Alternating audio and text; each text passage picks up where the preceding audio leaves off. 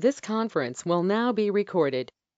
Welcome. Good morning. Welcome to the July monthly partnership meeting of the Southeast and Caribbean Disaster Resilience Partnership, or SCDRP for short. My name is Heather McCarthy. I have the honor and pleasure of serving as the Executive Director of SCDRP. And thank you so much for joining us on this warm July morning. So here's our agenda for today. As we continue our Partner Pick Summer Speaker Series, I will share the names of the rest of the speakers in the series. Next, we will jump straight to our speakers as time is of the essence today. And then a brief update on the SCDRP 9th Annual Meeting 2025. The location and the week has been chosen. And some very quick reminders about a few new SCDRP features designed to better serve you. Lastly, we will wrap up with partner sharing time.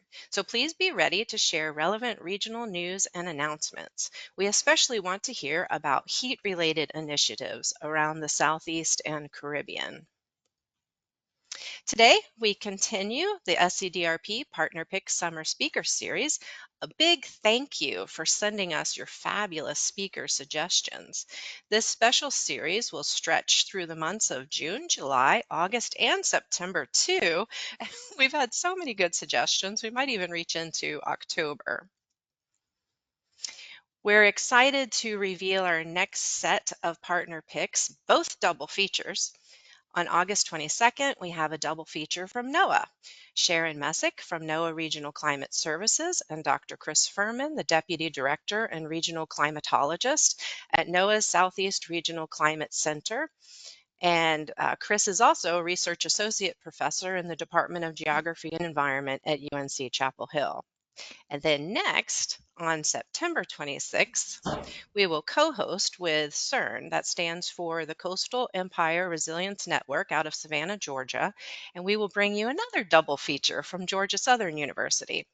We will be hearing updates from Dr. Asli Aslan from the Institute for Water and Health and Luke Roberson, the Community Engagement and Outreach Coordinator, both at Georgia Southern University. And now, today's super speakers, extreme heat. It's a hot topic right now. Today, we bring you a timely heat-related double feature from Charleston, South Carolina. First, Dr. Scott Curtis, you can wave, Scott, from the Citadel, will talk to us about the Southeast Heat and Equity Pilot, examining heat as a stressor in urban low-resource neighborhoods. Scott will share his experiences working in the Gadsden Green neighborhood of Charleston, South Carolina. And second, Dr. Dulaney Wilson, wave Laney, from the Medical University of South Carolina. Laney will discuss her research investigating the association between heat events and all-cause mortality. Scott and Laney, a warm welcome to you both and a big thanks for taking the time to share your knowledge and experiences with the partnership today. And now, it is my absolute pleasure to introduce our first speaker, Dr. Scott Curtis. And Scott must depart for another engagement at 10:30 a.m., so our two speakers will present and answer questions one after the other today. Dr. Scott Curtis is the Citadel's John Lining Professor of Physics and Director of the James B. Neer Center for Climate Studies. He holds a BA in Environmental Sciences from the University of Virginia and an MS and Ph.D. in Atmospheric and Oceanic Sciences from the University of Wisconsin-Madison. During his career, Dr. Curtis has been funded to study climate extremes, precipitation, drought, and floods in Jamaica, Bangladesh, and other coastal areas of the world. Since arriving at the Citadel in 2020, a significant portion of his research time has been focused on understanding heat vulnerability in Charleston. It is my pleasure to present Dr. Scott Curtis. All right, great. Thank you. Thanks, Heather, Claire, and Amanda for inviting me to speak to y'all today. Let me go ahead and try to share my screen when this stop circling here. Okay, here we go. All right. So everybody can see that okay? Are we good to Looks go? good, Scott. Oh, all Looks good, right. Scott. Excellent. Okay, let's see. Let's bring it up. Okay. So I'm going to talk to you about a heat study that we conducted in the Gadsden Green neighborhood. This is a public housing community, and that's in the foreground of this picture right here. And I'm from the Citadel. No uniform today. My semester hasn't started, so that's coming. But we're the white buildings in sort of the background, the left background. So this is neighbors helping neighbors for this particular project. So and I also want to say that Amanda was involved in this, and Gino was involved in this, others in the Charleston area. So why heat? Well, this is an obvious one. Heat is the number one killer year after year in the United States, and it's going to increase with climate change, especially since we're getting an increase in those minimum temperatures. It doesn't allow us to cool off, and it's going to be a health issue going forward. And I think Laney's going to talk more about that. But also for Charleston, heat was identified as a hazard. Now, when you think of Charleston, a lot of times we think of flooding and sea level rise and that sort of thing, and that is a problem with Charleston. But we can't neglect extreme heat, and so that's what this topic is going to be about today. So I want to talk to you about CHIRP. Okay, CHIRP stands for the Charleston Heat Health Research Program. We're a community of advocates, scientists, city officials, community members, researchers, and the goal is to learn more about heat impacts in the city of Charleston. And this is just one piece of a lot of things that we're doing right now. So this heat pilot was funded by NOAA and administered by South Carolina Sea Grant. Our partners, in addition to the Citadel and MUSC, who you'll hear from next, are the University of South Carolina, the City of Charleston, the Charleston Housing Authority, and Climate Adaptation Partners out of New York. Okay, so just a little bit about some background. We began to really investigate heat in Charleston right before I got here. I arrived in 2020, and in that summer, the Charleston Medical District was concerned about heat. They have flooding concerns, but they also have heat concerns because their patients were having heat stress problems just getting to this large medical district, getting to their appointments, walking through the parking lots, sitting at bus stops. And so they wanted to understand about the heat stress around the campus. And so they did some experiments. They had some charrettes on this topic. Then fast forward to 2021, Charleston was involved in the Heat Watch program that NOAA NIHIS runs. And I'm not sure if you guys are familiar with this program, but it's a great program, and I'll mention it briefly. But we kind of understood better about the heat variability and the urban heat island effect that Charleston has. We also had a couple of other studies that some other researchers from the Southeast were involved in that year. One was looking at personal health monitoring, both at the Citadel, the groundskeepers, and safety officials at the Citadel and MUSC, and trying to understand about personal heat effects. And that's been published. That was led by researchers at Appalachian State University and NC State University. And then also we had Chip Conrad from UNC Chapel Hill that did him and his Ph.D. student did a wet bulb globe temperature study in the Charleston Medical District. And we'll talk about wet bulb globe temperature, what that means here in a second. So just about the heat watch, this is the day we chose, July 31st, 2021. This is the afternoon hours of 3 to 4 p.m. What Heat Watch does, and you can see some pictures here at the bottom, is we have this instrument that goes out our windows in a car, and we go around and drive these kind of unusual routes through the city, and you can see that in the bottom left. And try to understand heat as a large of geographic area as we can. And so once we have this data, and we can't get on highways because we have to stay within, I think, 35, maybe 45 miles per hour. So we don't get on the highways. But as you can see, we kind of we traversed many areas of Charleston, and the peninsula in the middle and the neck of Charleston have higher heat. As you go to the outskirts of the city, you see the blues, there's less heat. So it definitely has a heat island effect in the city of Charleston.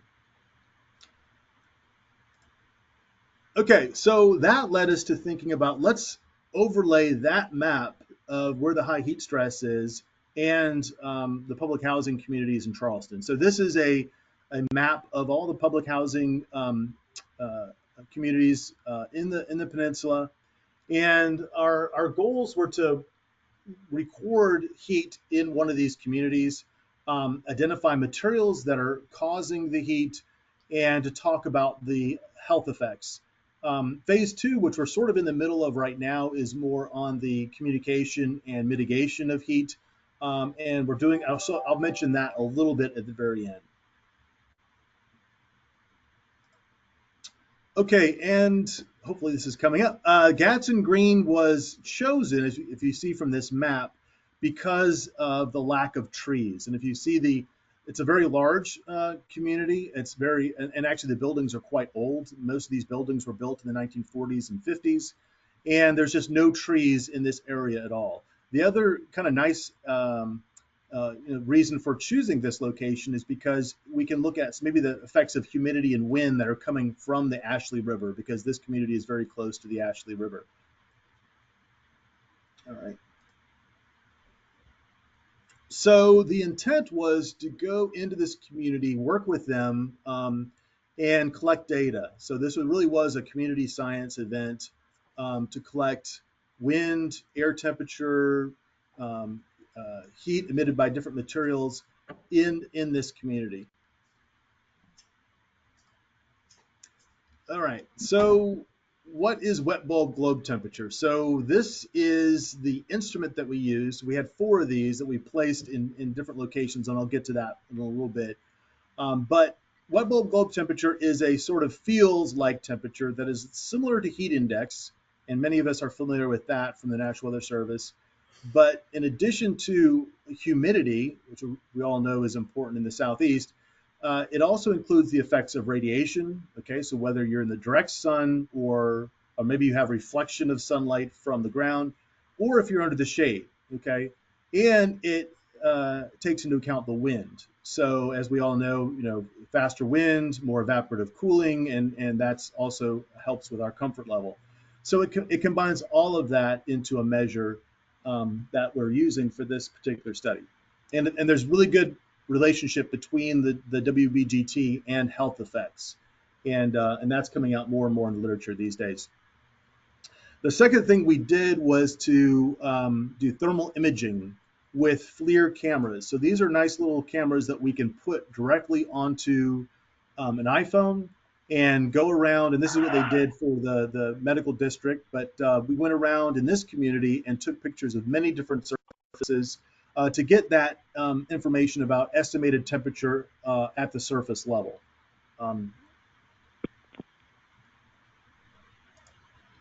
Okay, so the first thing we did was to interact with this community. Before the experiment day, we went out there and met with them. We kind of demonstrated the instruments to them, the kestrels, these as you see here, the wet bulb globe temperature devices.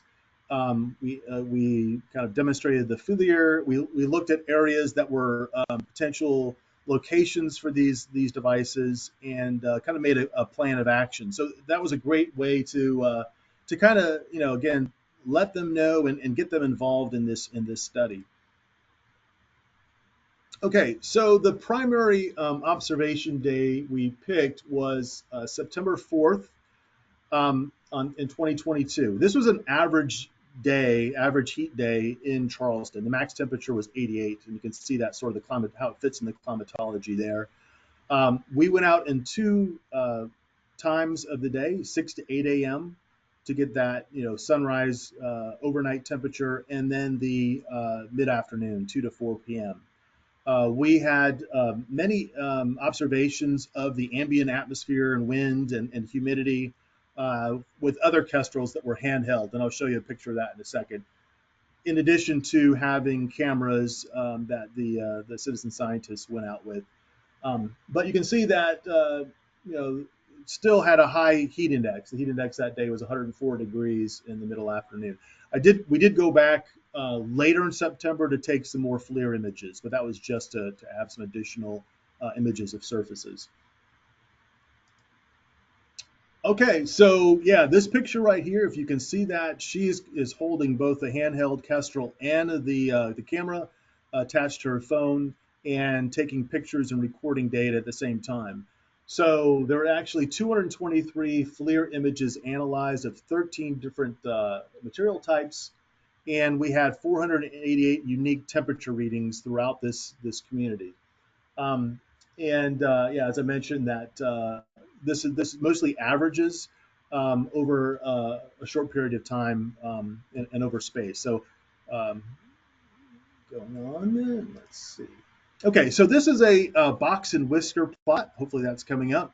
That shows different surfaces and whether it was in the sun or the shade. You can see all the different surfaces here, and just to kind of give you orientation, I'm not going to get into all the details on this because of the time constraints. But to the right of, you can see where it goes from plastic to grass. That to the right bars are natural surfaces. The left bars are built, constructed surfaces. And going here real quick, and hopefully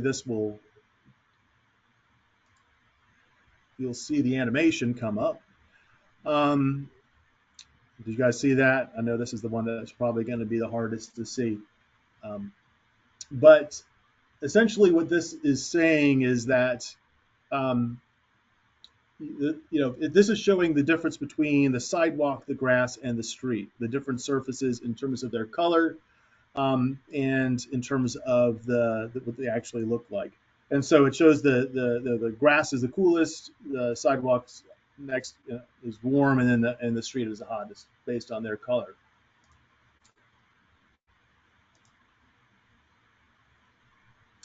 All right, so the next one is just that box whisker plot. I just threw that up again because the other thing we want to notice is about the sun versus the shade. So each of these are couplets, and so the first one on the left is metal sun and metal shade. And so we see the large difference between a image that or surface that's under the sun versus the shade. And so that's not surprising, but we're just recording this for the benefit of the community.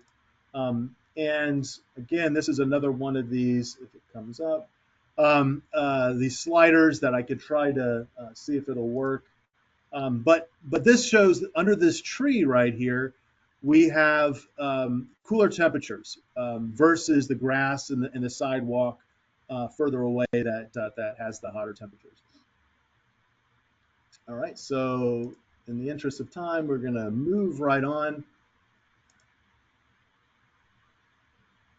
Okay, and not only that, but certain materials that they have different colors are going to be have different temperatures. The shingled roof here, the one's black, one's brown. The black one has a hotter temperature than the brown, as you see in the next image. 133 degrees versus 124 degrees, so a 10-degree difference. We saw that between painted and unpainted buildings as well. And then this one is interesting because this is the playground. This has many different surfaces, healthy grass, wood chips, plastic, metal. And going to the next slide, hopefully that changes its image and we see the infrared image. And we see that the grass and wood chips, although they're both natural, right, the grass is actually 10 degrees cooler than the wood chips. And the other interesting thing is that the plastic is emitting heat and actually increasing the temperatures of the wood chips in this entranceway, this kind of well-traveled entranceway into the playground area. All right. So moving on, and I'm almost done here. I just wanted to quickly talk about the wet bulb globe temperature observations in our 4 locations. One was at the playground, 2 were sort of paired, one under a tree to indicate shade, one out in the open, and the last one was on Allway Street. This is an area that the residents felt like they got some wind from the Ashley, so we wanted to look at these. All right, this is kind of the thresholds of wet bulb globe temperature, if you see that. But basically, when we're getting to the red and black flag, we're having some serious health effects, heat exhaustion, heat stroke. And this is my last slide. So this is the time series of wet bulb globe temperature for those 4 locations. And just the bottom line is that the playground was the hottest, and partly because of the radiation. The globe temperature was quite high. Always Street was the hottest. Playground was second hottest, but they're both very hot. Always Street had high radiation, but notice that the highest temperature was actually not the highest wet bulb globe temperature. So this does tell us some additional information just beyond temperature, and so. And yeah, there was a few minutes where it did reach black flag conditions during that day of observation, which again was just during a normal summer day. Of course, the wet bulb globe temperature measurements underneath the tree in the shade, that's where you want to be, right? That had the lowest values. All right, so I am now done. Just quickly, I just want to say thank you. Please contact me if you have any questions. I know we're running out of time. This is some information that the city of Charleston has put together. Again, how do we protect ourselves? Well, one way is to identify cooling shelters. So where can I go to escape the heat if I need to, if my air conditioner is broken or if I can't cool down. So that is all. Thank you very much. Thank you so much, Scott, and thanks for sharing that instructive case study from Gadsden Green. I think there's a number of conclusions coming out of that can be applied to other areas, and a number of conclusions to be followed up on. I know we're running up against your next engagement, so I think I need to divert questions to your email. So if you would, Scott, if you could drop your email address into the chat box, Sure. and then folks can follow up with questions later. And we certainly understand you got to step out today, and so we thank you so much for your time today. Thank you, Scott. Yep. Thank you. All right. Bye-bye.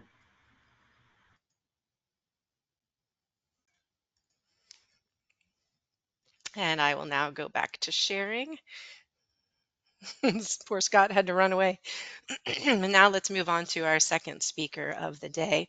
It is my distinct pleasure to introduce to you Dr. Dulaney Wilson. Dr. Dulaney Wilson is an epidemiologist and assistant professor in the Department of Public Health Sciences at the Medical University of South Carolina. Laney attended the University of South Carolina for both her undergrad and her master's degrees, and the Medical University of South Carolina for her Ph.D. Her primary research interest is in the novel use of existing data. Currently, she works with a variety of researchers across the university, providing study design, data management, and data analysis services. Laney has recently become interested in the health effects of extreme heat, beyond the emergent heat exhaustion and stroke, and is exploring methods of evaluating excess morbidity and mortality associated with temperature extremes through the careful examination of administrative billing and vital statistic data. Such critical research. Welcome, Laney. Thank you so much for taking time to present your findings to our partnership. It is my pleasure to present Dr. Dulaney Wilson. And Hi, Dulaney, I'm now making you presenter, so you should be able to share your slides. excellent. Okay, here we go. Let's see. Perfect. All right, wonderful. Okay, so thank you guys for having me. So I'm just going to talk a little bit about a small project we've started. Scott alluded to a group, the CHIRP group, and we have a coalition of people in Charleston that are interested, actually not just in Charleston, across the Southeast, who are interested in the health in effects of heat. And I have come in to look at kind of the health effects of heat, heat events, and heat stress. So for this project, we were looking at heat events and all-cause mortality. So let me go ahead and get started here. Let's see if that works. Okay.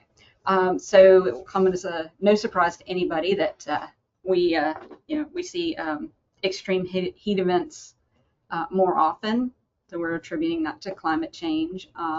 So we need to have some we need to pay attention to what's going on and see what we can do to mitigate the effects.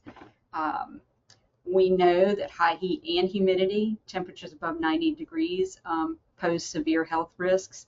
And this is kind of a question that hasn't actually been answered truly yet. Some people say yes, some people say no. But of weather-related hazards, heat causes the most deaths annually. I think as an epidemiologist, my answer to everything is kind of it depends. So that statement is probably true given certain assumptions. But we do know that it's a problem, and it's going to continue to be a problem. Heat, that is. Older adults, children, individuals who have prior pre-existing chronic diseases or who are overweight are at higher risk from extreme heat.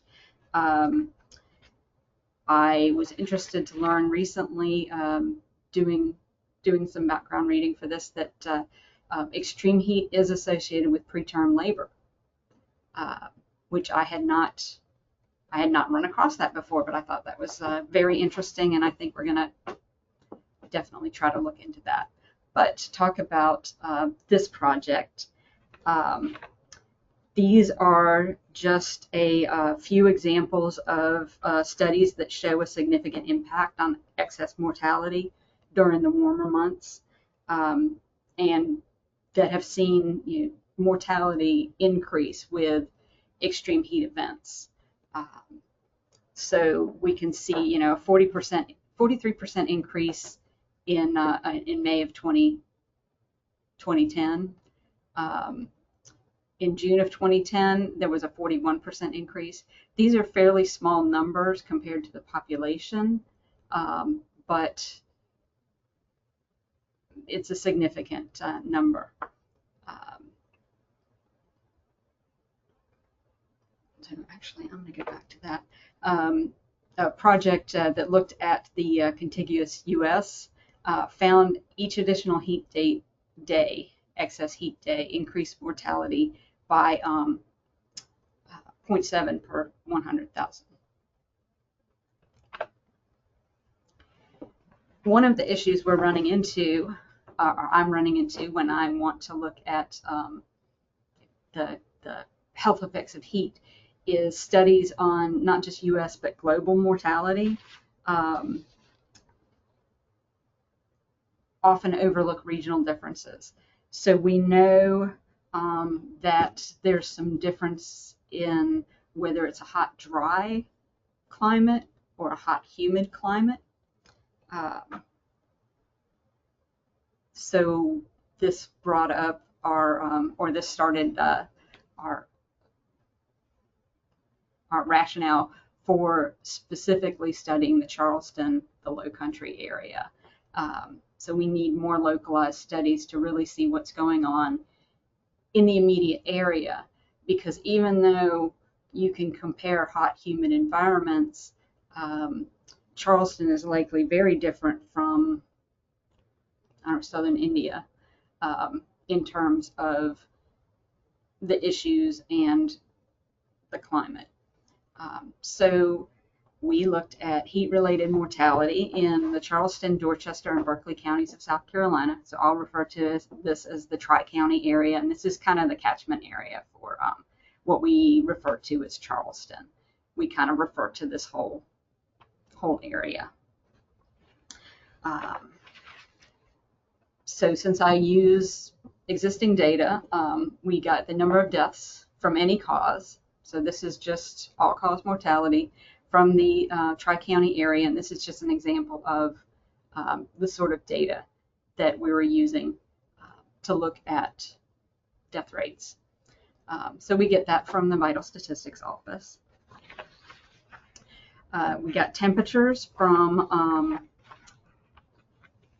NOAA, from the weather station at the Charleston International Airport, and so this is just an example of the type of temperature information we get. So it's got the temperature, the dew point, the relative humidity, and the heat index. And then for each day, we selected the maximum heat index for analysis. So our main question was, are there heat index points that are associated with excess mortality? So we looked at, this is kind of a method slide, so we just looked at daily deaths and maximum heat index value to explore thresholds that might be associated with excess mortality. We set multiple thresholds by defining certain cut points and examined the association with Poisson regression methods, looked at year and month, and used Stassen's data. So this is just a representation of the maximum heat index by the various months. So I'll go through this really quick. We've got May, June, July, August, September, October. So I'm going to go back to July. So that's the red there. August actually has higher, they have more sustained, more days with kind of higher temperatures, but July really slides to the right a little bit. And then in September, it starts cooling off a little bit in October. So that's the distribution of the heat index values during the warm months of the year. And we ended up limiting the data to July just to reduce excess noise, to make it a little easier to interpret. And we don't expect that a hot day in July is going to be any different from a hot day in August.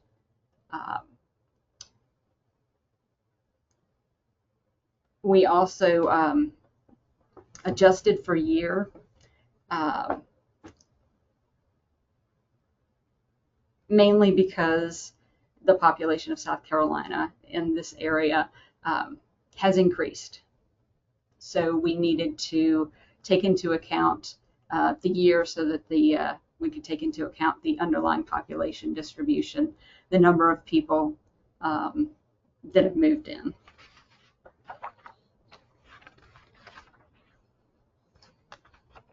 So this is our findings. So the data were combined, and we calculated the incidence of mortality, so the incident rate ratio for days above a certain temperature, and like I said, adjusted for year. So we found that a heat index of 99 degrees or 100 was associated with about a 5% increase in the mortality rate. Interestingly, when we looked at higher heat indexes, it actually went down to no difference.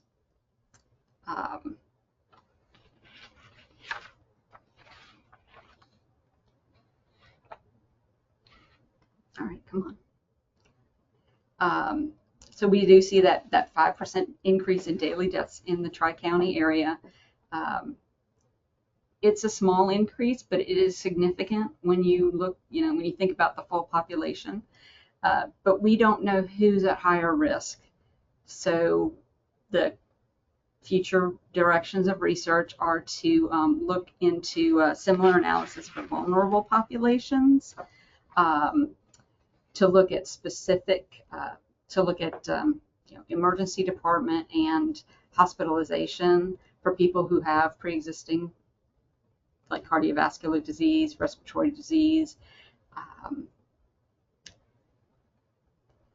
And interestingly, that kind of ticked down after 101.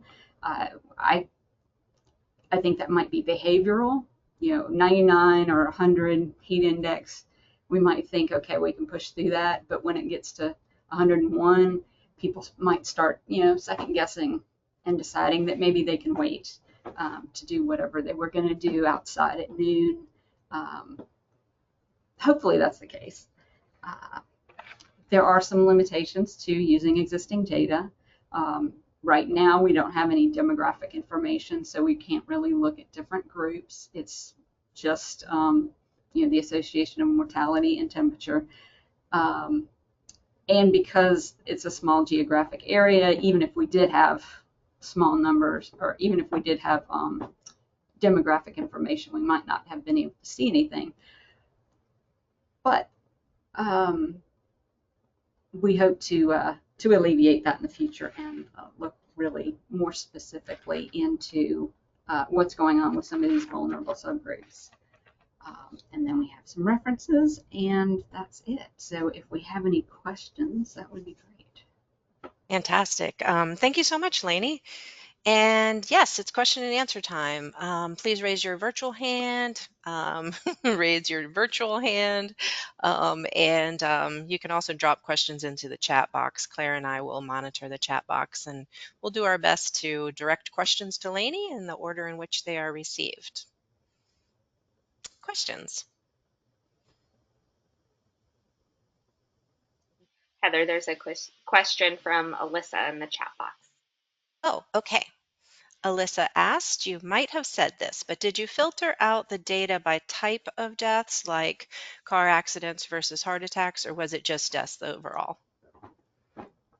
Unfortunately, we did not have specific information on deaths, on the specific cause of death, just the count of death, but that is on our list of things to look at. A lot of the data show, for example, drowning deaths increase during heat waves. Wow. Car accidents tend to increase. I think people are trying to get, in the air conditioning in the car. Some groups look at non-accidental deaths versus accidental deaths, but they both have a tick up with extreme heat.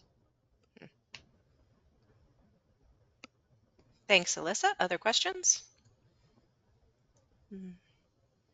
I have a quick question, Lainey. Is it possible to go back and kind of reanalyze using the wet bulb indices? Is the data there to do that? Unfortunately not. Okay. Yes, we don't have the wet bulb temperature. At least I'm assuming we don't. I think that the National Weather Service data just has temperature and humidity and dew point. And then they calculate the heat index. So we're missing the radiation. I'm trying to remember Scott's presentation, but we're missing the radiation and wind piece. Right. That makes sense because you're going back in time quite a bit as well. And yes. It seems certainly plausible that that data just wasn't collected. But it's nice that we have 20 some years of, we could go even further back for temperature, but I figure 20 years is probably good. Other questions for Lainey? I have one more. So interesting about that 99, once you get up to a heat index of 99, 100, it doesn't seem to make a difference if it goes even higher than that. And I certainly can understand your theory that it's a behavioral impact. Behavioral changes could account for that. Could it also be some physiological threshold that once you surpass it, it doesn't change how the human body reacts anymore? What do you think? I'm not sure. I feel like that once you reach that threshold of at even higher temperatures, you're going to have that same heat stress on the body. So I don't think the heat stress is any different. That's why I'm thinking it must be a behavioral or adaptation kind of item, because you would expect, and we know that as heat stress increases, or as heat increases, your body has a harder and harder time reaching, keeping homeostasis. so you can then you reach into the heat stroke, heat exhaustion, which are emergencies. But going back to the kind of our original rationale for doing this study is I suspect that the heat stress, even if it doesn't rise to the level of heat stroke or heat exhaustion, Mm-hmm. is still may still be doing some damage that Yeah. especially affects those people who already have something going on. Yeah. Thanks. I can understand that. So yeah, I mean that's just absolutely speculation that it's Mm-hmm. behavioral, but since we know that as heat goes up, the body has a harder time um, Yeah. adapting to it. So Yeah. we would expect to see as heat increases. I expected to see a corresponding increase in the mortality. But it would be interesting because, of course, mortality is the tip of the iceberg. Mm-hmm. So I'd be interested to see if hospitalizations increase, ED visits increase, not necessarily for heat related, but for other things. Um, Yeah. And your mention of heat associated with preterm labor and the long-term implications of that across society. That's really interesting, and we will look for more data and more research coming out in that area as well. Any other questions for Lainey? Lainey, if you would take a minute, drop your email address into the chat box, And and I will, those of you with additional questions or follow-up thoughts can reach out to Lainey at another time. Oh, Jeff Morris, yeah, and Moffitt there's also Nickel. a question from Amanda in the chat, just so you know. Oh, okay. Let's go with Jeff, and then we'll loop back to Amanda. So Dulaney, yeah, well done. Thank you very much. I was interested in understanding what kind of programs are available, specifically for those low resource neighborhoods that we were talking about. well, that actually fits into Amanda's question. Um, Scott and I and another colleague here are kind of heading up a low country heat hub toolkit. And the idea is that the climate, his climate center at the Citadel is going to host a website where we will have information on the research that we're doing, but also, prevention, mitigation during heat waves, and, learning after heat waves. So things like that QR code he had at the very end of his presentation actually gives a map of the cooling centers around Charleston, so that if something comes up and you need somewhere to go to cool off, there's places to go.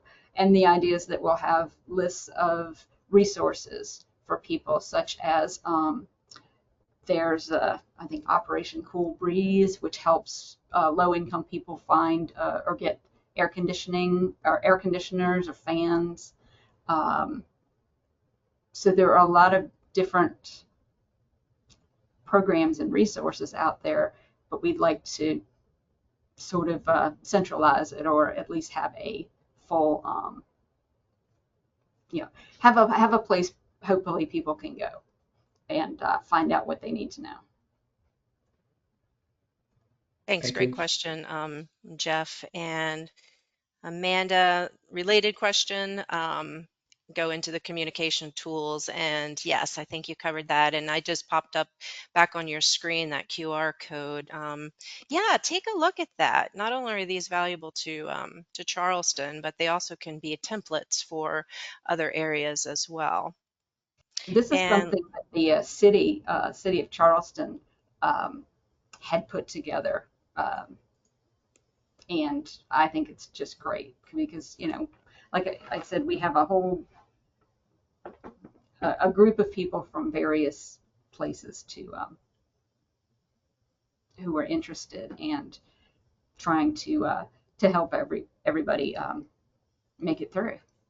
Yeah, fantastic. Yeah, absolutely essential. Roderick, I see your hand up. Yeah, thanks so much, Heather. Dulaney, I'm from the flood world, so very often in the southeast and the Gulf South where I live, we're combining the hazards of health and flooding. I ran a quick Google flood map, FEMA flood map snapshot, looked it up, and it's totally in the flood zone. And these complexes are called legacy housing complexes. They're from that older post World War II generation of mass housing because of the huge population shifts after the war, and it's located on Flood Street. There's a flood street right next to it. So not only do we need to do some work in there on heat, but we've got to actually elevate all those buildings so that they don't get damaged for flooding. And and then there's also the issue of wind retrofits for the roofs, because we should have light colored roofs on there that are fortified against high wind loads. Are vulnerable, our first priority for helping in this whole changing climate. So anyhow, just to Hmm. that was pretty interesting when I ran the Yeah. address. And It, there's a reason for that it's called Flood Street, and it's still that area floods. We have what we call sunny day flooding now at Oh high yeah. tides. So it's not just the heat. Charleston, this area is very talking about heat and flooding, and infectious diseases that we expect might pick back up. Um, and those are the areas, those are the infill areas that, yes, they built, um, they built up um, because it was, it was easy, it was there, and nobody else had built there because, it floods. Called the sins of our fathers. Yeah. Yep, yep. yeah, excellent point, Roderick. And yeah, thank you, Lainey. I mean, and And I it's I, bet been you a a lot of record. them, Delaney, are a lot of those residents also working in the service sector and the medical hospital right there, because it's just blocks from the medical center. I would assume that a lot of them are in the service sector in there That with I jobs. don't know, but it does overlap very much with the health disparities maps, with social determinants of health. I was also going to say, as long as we're retrofitting roofs, why don't we put solar panels on so that the places can at least generate their own electricity um, for the air conditioning. Um, Mhm. but yeah, I mean it's slow, but we do. There's a lot of interest in making sure that everybody can survive. Yeah, yeah, and Well, certainly I the, asked Mr. Curtis for his presentation. I'll probably send you an email too. I actually have we have a briefing. Our industry is briefing HUD headquarters next week in DC, and this is exactly our dedication over the next decade. Is as many of this low income housing in flood zones, heat zones, wind zones as possible should have the first priority for all federal funding, and the wealthy can take care of themselves, and we help the foundation of our workforce have safer places to live, at least for right now. Now, what happens, my children and my grandchildren have to deal with sea level rise, that's another deal, but we can at least, help make these buildings a better place to live in. yeah, exactly, Roderick. And certainly your question and points reiterate the connectivity between all of this, right? And that's why we gather in spaces like this to share. And thank you so much, Lainey, for taking time to share with us from a medical perspective on these possible connections between heat events and mortality. And thank you so much for joining us today. Thank you. And you are welcome to share my presentation because I know you have a copy of it with everybody. And if anybody has any questions, just shoot me an email. Fantastic. Thank you, Lainey. I will do that. And now I just have a few more announcements. Exciting SCDRP announcement. Here we come, North Carolina. Wilmington, North Carolina has been chosen as the site of the SCDRP 9th annual meeting. So please save the first week of February 2025 on your calendars. That is February 3rd to February 7th, 2025. We have not finalized the exact dates and venue yet, but events will include 2 days of speakers and panelists, an in-person full partnership business meeting, exemplary field trips, possibly with continuing education credits, and another cutting-edge Duke University roundtable on a critical emerging topic in resilience. Also, start to think about if you would like to join the steering committee that designs and shapes this next meeting. Recruiting for the steering committee will begin soon.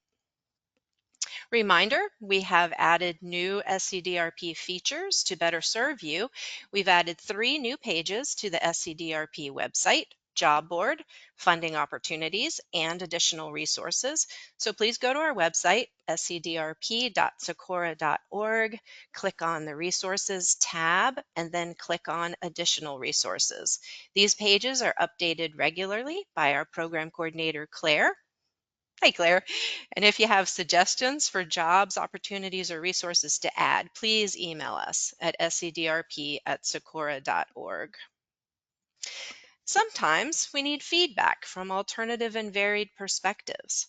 Sometimes we need information from professionals in tangential lines of work.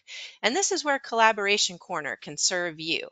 So please email your question or request for information to scdrp@socorro.org, and we will solicit feedback from our 580 plus SCDRP listserv members. So look for Collaboration Corner in our next SCDRP newsletter. Now it's partner sharing time. Anything heat related? I'm specifically looking for Dr. Jordan Clark from Duke or Princess Harper from Miami Climate Alliance. I don't see either of you, but I do see Brian's hand up. Hi, Brian.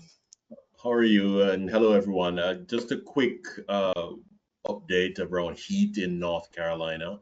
As some of you may know, maybe 2 years ago, we started a project in the eastern half of North Carolina called Rise, speaking to the community, looking at vulnerabilities and coming up with projects to improve the outcomes related to these vulnerabilities and the climate hazards.